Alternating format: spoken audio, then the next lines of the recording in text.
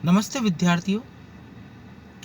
आज के अपने अध्ययन का विषय है भारत में प्रधानमंत्री का संगठन एवं शक्तियाँ।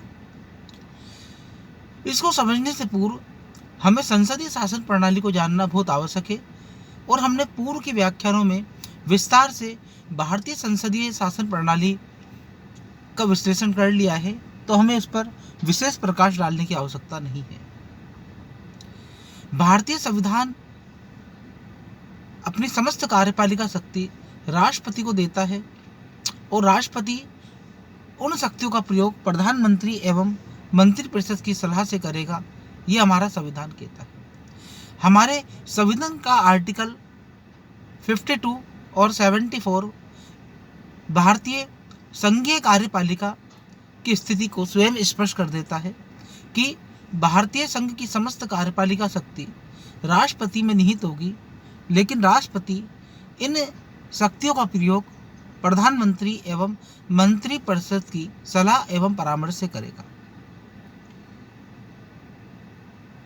इस संवैधानिक स्थिति के कारण हम देखते हैं कि भारतीय प्रधानमंत्री और राष्ट्रपति में कुछ विरोध होने लगे शक्ति को लेकर। तो 44वें संविधान संशोधन अधिनियम 1979 के द्वारा संविधान में संशोधन कर दिया गया कि ऐसा परामर्श और सलाह राष्ट्रपति को मानना आवश्यक और अनिवार्य है।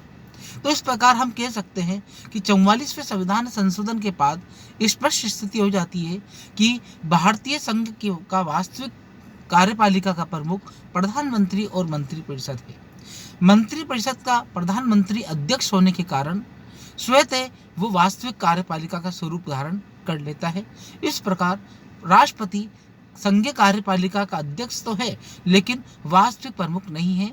इस प्रकार हम कह सकते हैं कि भारतीय प्रधानमंत्री प्रत्यक्ष रूप से निर्वाचित जनता के प्रतिनिधियों का प्रतिनिधित्व करता है और बहुमत दल का नेता होने के साथ साथ जनता का नेता होता है।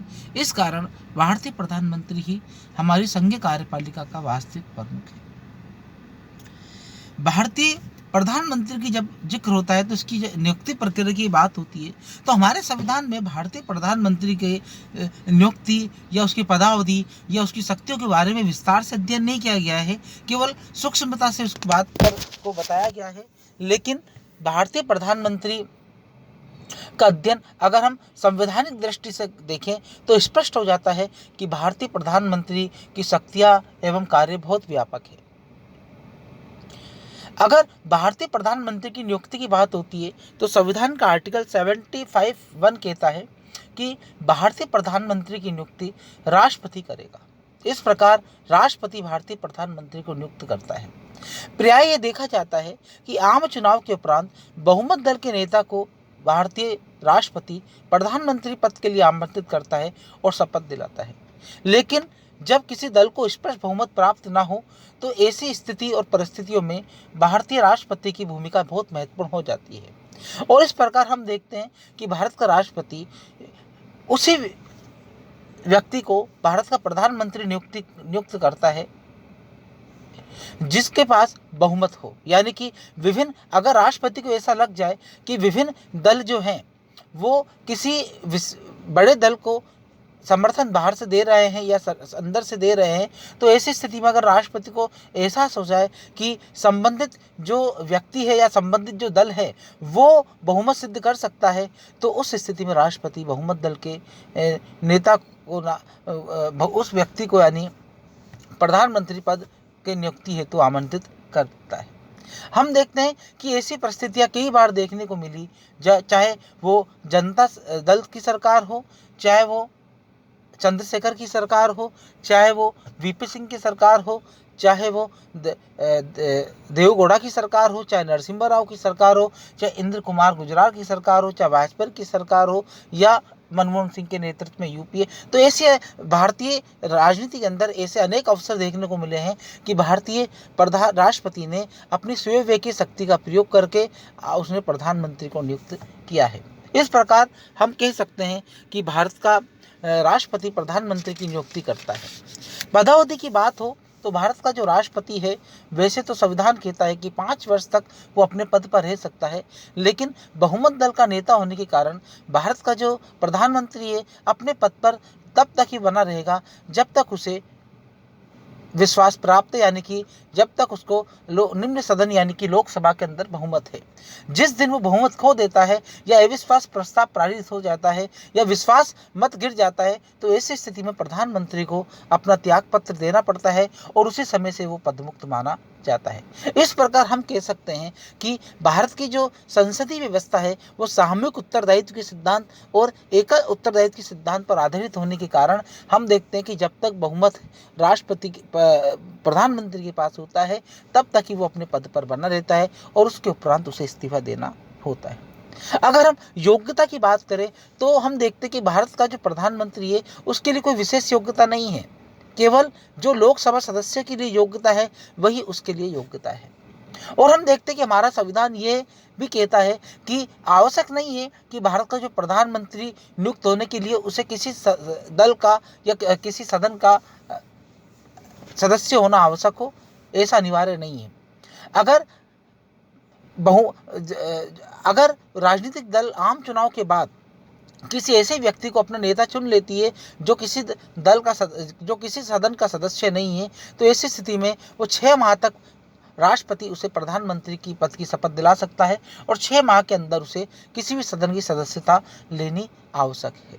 तो इस प्रकार हम देख सकते हैं कि भारत का जो प्रधानमंत्री जो है उसके लिए कोई सामान्य योग्यता नहीं है और संविधान में उसकी योग्यता के बारे में इतना विस्तार से अध्ययन नहीं किया गया है, ना बताया गया है। अगर हम भारत के प्रधानमंत्री की शक्तियों की बात करें तो हम देखते हैं कि सबसे महत्वपूर्ण जो उसकी शक्ति है वो है कार्यपालिका शक्ति। भारतीय प्रधानमंत्री कार्यपालिका का वास्तविक अध्यक्ष होने के कारण, मंत्रिपरिषद का अध्यक्ष होने के कारण हम देखते हैं कि समस्त कार्यपालिका शक्ति अंतिम रूप से और वास्तविक रूप से प्रधानमंत्री में निहित होती है। प्रधानमंत्री की शपथ प्राप्त करने के उपरांत वो अपने मंत्रिपरिषद की गठन करता है, जिसमें कैबिनेट मंत्री, राज्य मंत्री, उप मंत्रियों का वो मनोनीत करता है और इसके लिए उसे कई चीज़ों का ध्यान रखना पड़ता है। दल के अंदर वरिष्ठ नेताओं का ध्यान रखना पड़ता है, विभिन्न राज्यों में कितना प्रतिनिधि दिया जाना है उसका ध्यान रखना पड़ता है, धर्म, जाति, ऐसे कई फैक्टर हैं जिनको ध्यान में रखकर प्रधानमंत्री मंत्रिपरिषद में मंत्रियों को नियुक्त करता है।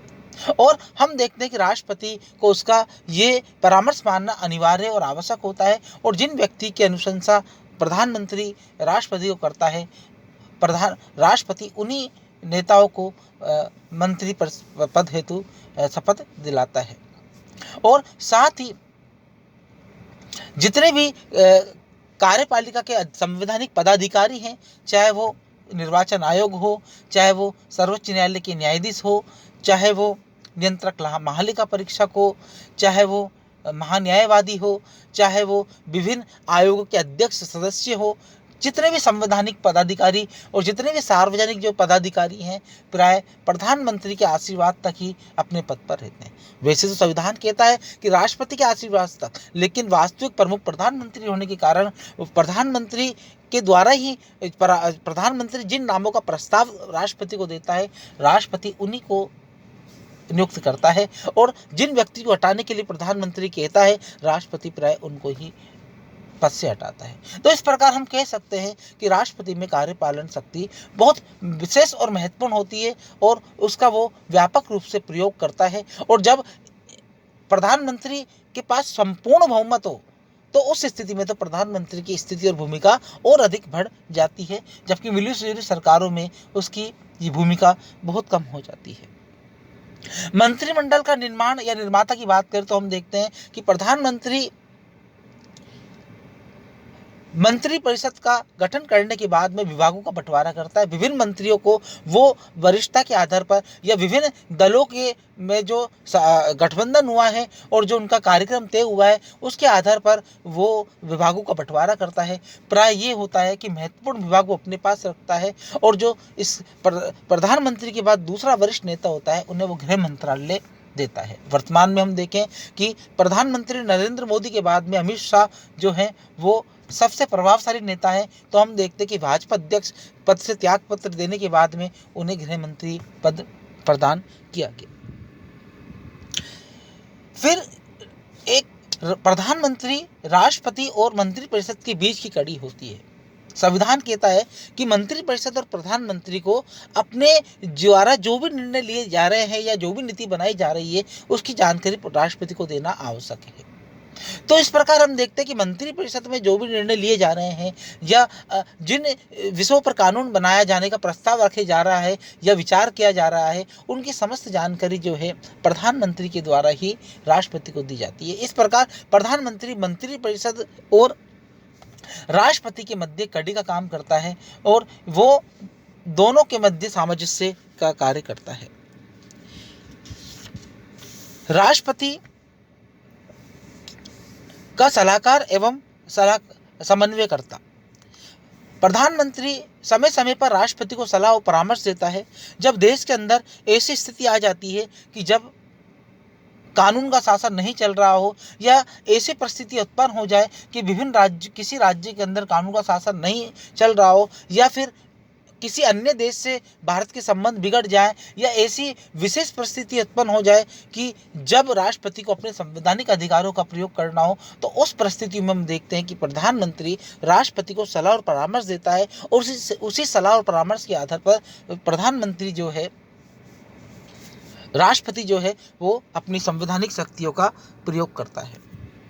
इस प्रकार हम देखते हैं कि राष्ट्रपति जो है अपनी इन विभिन्न शक्तियों का जो है प्रयोग करता है। इसके अलावा और भी कई महत्वपूर्ण शक्तियां हैं, उनका अध्ययन हम अगले अध्याय में करेंगे। धन्यवाद।